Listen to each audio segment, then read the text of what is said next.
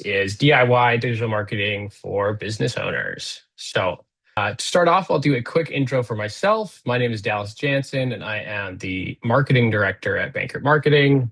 I've been working with Bankert Marketing for 8 years now. Before taking this role, I took the creative communications program at Red River College, where I studied marketing and advertising.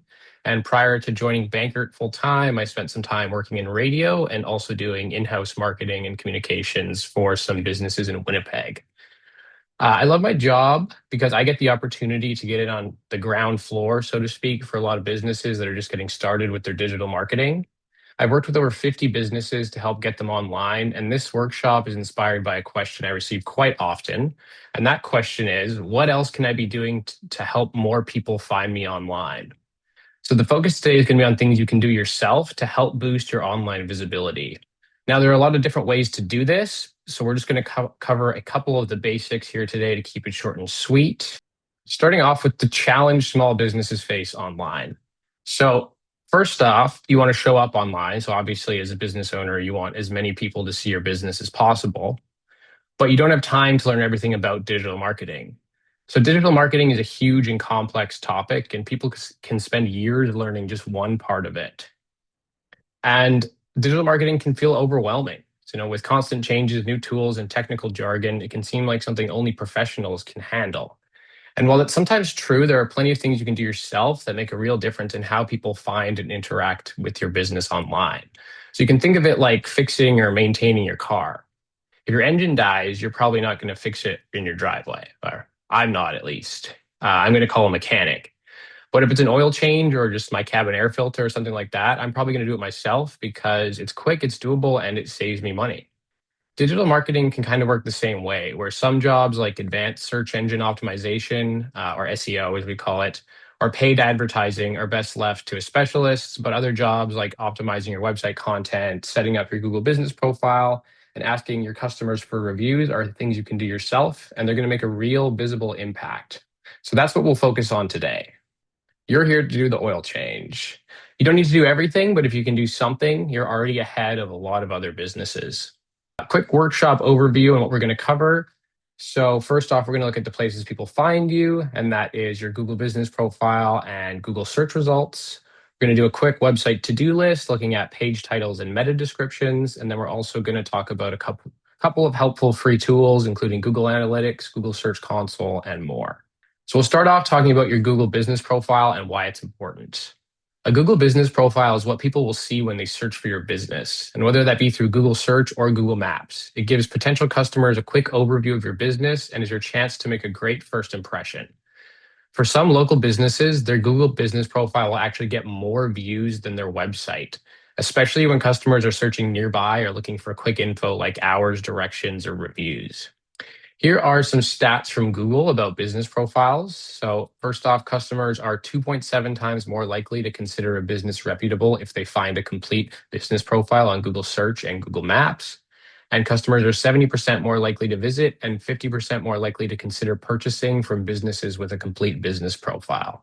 First thing we're going to talk about in regards to the Google business profile is something that's been called or labeled the local pack. I'm sure this interface looks familiar to you. When someone searches with local intent on Google, Google automatically displays the top 3 business listings in that area. In this example, I've searched for plumber Dolphin, and we can see it is recommending 3 different businesses.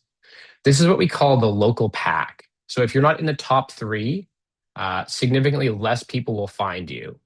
It's a good thing to test out with your own business if you haven't before. Because if you're currently not in your local pack or these top 3 businesses, a great goal to set is getting into it.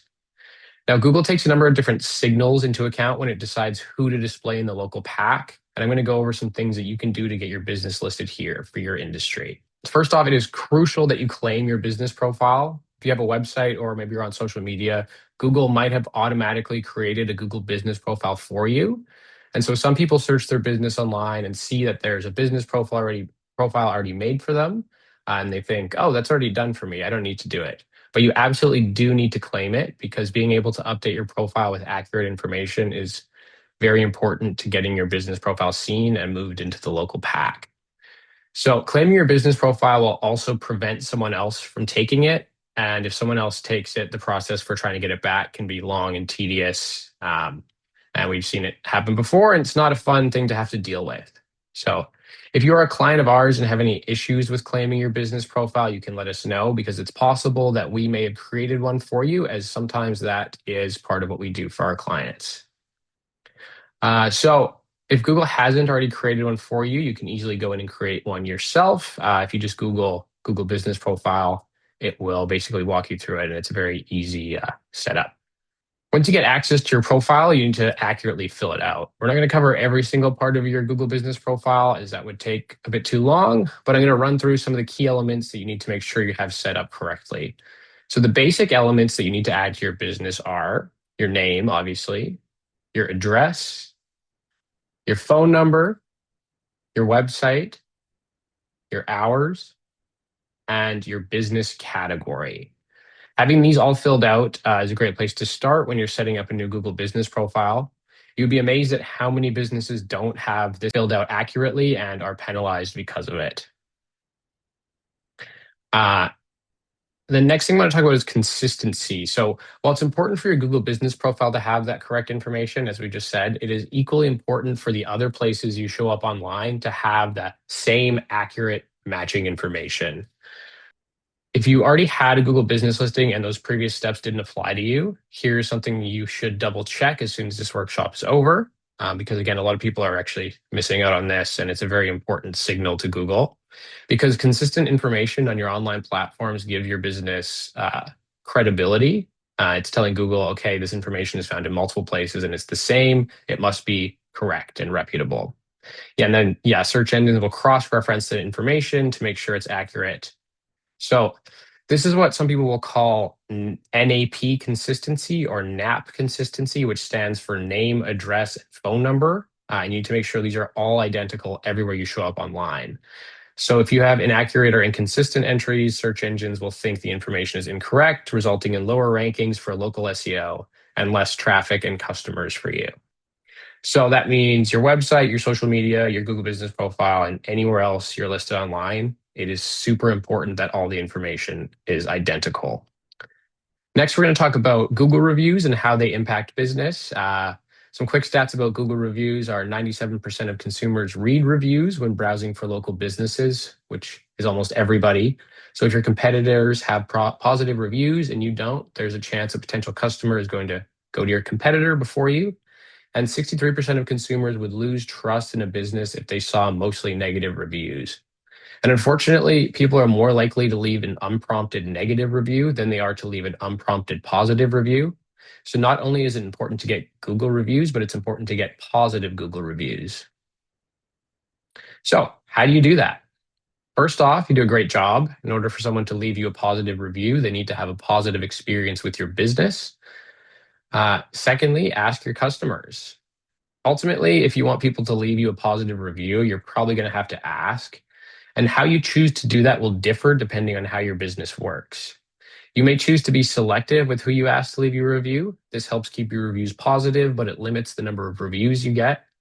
You may choose to ask all of your customers for a review or include the link on invoices or emails. This approach will get you more reviews, but could open the door to less positive feedback as well. So depending on your business, you'll have to decide what makes the most sense. And third, let's make it easy. Humans are lazy. I think we all know that. So we need to make the process of leaving a review as easy as possible. And so make sure to include the direct link to the review page when asking for a review. A lot of people don't know how to get that link or even where to find it so they can send it to people. So in case you already have a Google Business Profile, I want to look for it. Go to your Google Business Profile when you're logged into the account that manages it and click on the Get More Reviews button. And from there, it will show you the direct link you can share with your customers. It'll also give you a QR code you can use that maybe you want to put on some marketing materials that will send people directly to your review page. And then there's also some options for sharing it over social media. But again, this is the absolute easiest way to share that with potential customers, with customers after you've worked with them. So making it easy is so important. Okay, responding to Google reviews. Not only is it important to get them, but it's important to be active and respond to them. Your response shows Google that your business is active, and it takes that into account when you're ranking your business in its listings. And again, another thing that's going to help you get into that top 3 local businesses, or that local pack. It also builds trust with your customers. So the person who left the review will appreciate that you took the time to respond, and the potential customers will see that. And then it can also turn a negative review into a learning opportunity. So if you receive a negative review, future customers aren't only reading that review, but they're reading to see how you responded to it. So a respectful and calm reply can help turn a negative review into an opportunity for your business, and it can give customers in the future another reason to trust you. Okay, moving on from the Google Business Profile and Google Maps and Google Reviews, we're going to look at Google search results. And you may have noticed that everything we've talked about so far involves Google, and that's because Google accounts for over 90% of mobile searches. So if you're only going to focus on one search engine, which I know a lot of small businesses do, it should definitely be Google. So when someone makes a search with local intent, right below the local pack, or those business listings that we just spoke about earlier, the next thing we see are the website search results. So when someone searches without local intent, these search results actually show up first. In our example here, we've searched for mechanic Winnipeg. And now Google takes that search term and searches the entire internet and then displays what it deems to be the most relevant to the search. Some of the factors that contribute to what listings it will show include relevance. So how relevant is your website content to the user's search term? The content itself, is it useful and well written? Your website speed, does it load fast? And responsiveness, is your website optimized for mobile? Because most people these days are using mobile. There are a ton of other signals or factors that Google can look for when pulling results, but focusing on these 4 is usually the best place to start. Now, looking closer at our example here, each result includes a website URL, which we've circled there, and that's the link to your website at the top of the search result. The page title, which is the blue link below the website URL, and the meta description, which is the description below the title. In this screenshot, the #1 search results for Mechanic Winnipeg has the title Cheap Mechanic Winnipeg, $60 per hour, best price car repair. The meta description is backyard mechanic in Winnipeg offering the cheapest car repairs, oil changes, brake replacement, tune-ups, and more at $60 per hour. So page titles and meta descriptions are an easy change that you can make yourself and can have a significant impact on where and how you show up in search results. Editing them does not require a complex or technical understanding of SEO, and it's a great place to start if you want to look at doing some of your own SEO work. So page titles, why are they important? They tell Google what your page is about. So a good title increases your chances of showing up in relevant searches. And a clear title also encourages people to click. How to write a page title. So there's a bunch of different ways to do it, but some of the sort of core principles that we like to follow and say is #1, tell people and Google what the page is about. So a page title should accurately reflect what users will find if they visit that page. So you can think of your page title as the headline of a newspaper article. It gives context before anyone else reads the rest. Include keywords people are likely to search for. It is believed that page titles carry the most weight when Google ranks your website. So including keywords that are both relevant to your business and highly searched for will help you show up higher. Be clear, specific, and unique for every page. Avoid having duplicate page titles. Make sure each page on your website is titled correctly and is unique. And for characters, try and stay under 60 characters so it doesn't get cut off. Search results have a limit of how much of the title gets shown, so keeping the character count between 50 and 60 will help the page title show up correctly on both desktop and mobile. There's no golden rule for writing a page title, kind of as I said earlier, but a formula that might work well for you and works well for a lot of people is including the main keyword you're focusing on, your product or service, and your location. For example, here we use for our homepage Bankert Marketing, Canadian web design, and digital marketing. That's what we use, as I mentioned, for our homepage. It includes our focus keywords, which are web design and digital marketing. It includes our business name, Bankert Marketing. That includes where we are located.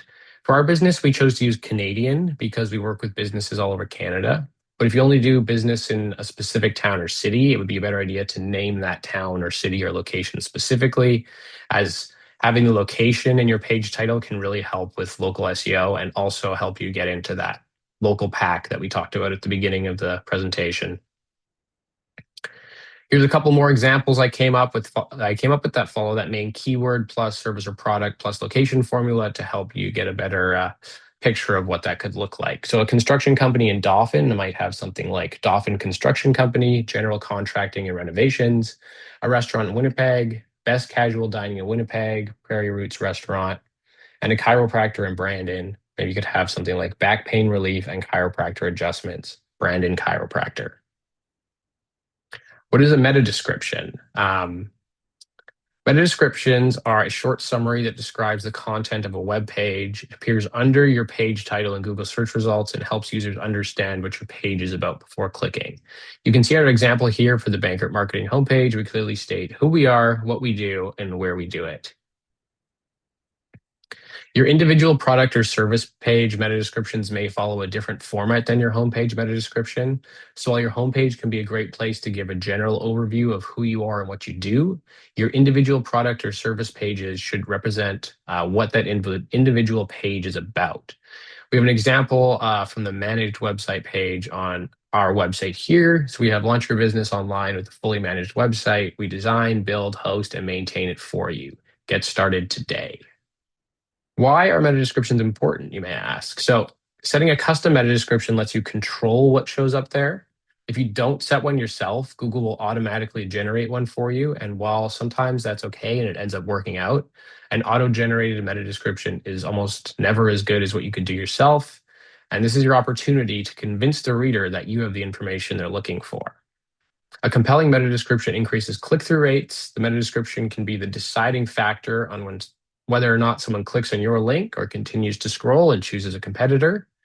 And as I just mentioned, they help you stand out from your competitors. So if your competitors are using auto-generated meta descriptions, they might be accurate or inaccurate and sloppy. And if yours are well written and clear, it might just be the difference between a potential customer clicking on your website versus a competitor's site. So how do we write a meta description? Again, there's not one set of rules you can follow that will always apply, but there are some sort of pillars or guidelines you can follow. And so number one, make sure it accurately reflects what your website is about. If Google thinks your meta description doesn't accurately reflect the page content, they might actually still use their auto-generated one and hide your custom one. So make sure that it's well written, clear, and accurate. Use active, compelling language. Your goal is to make the user want to click. So passive and vague descriptions don't get clicked and might not even get read. And include a call to action. You need to guide the user on what to do next. As we said, humans are lazy and maybe sometimes lazy in the brain as well, and they need to be told what to do. So including a call to action invites them to click on your link. It also helps set the tone. So whether that's about buying, booking, or learning more, calls to action increase click-through rate and they give the user direction. And as for length, we want to keep them under 155 characters. So just like page titles, meta descriptions have a limited amount of space for them to show up in. If your meta description is too long, it will get cut off. You might miss the opportunity to invite them to click. So here are a couple meta description examples that I came up with that could be a good fit for those pretend businesses that we made page titles for earlier. The construction company in Dauphin, expert residential and commercial construction in Dauphin. Quality builds, renovations, and project management. Get your free quote today. So again, explaining what they do, where they do it, what they can expect to find on the website, and then also inviting them to get a free quote. That restaurant in Winnipeg that we made up, it might have experience Winnipeg's best local cuisine in a cozy, casual setting, fresh, seasonal, and unforgettable. Reserve your table now. So same idea there.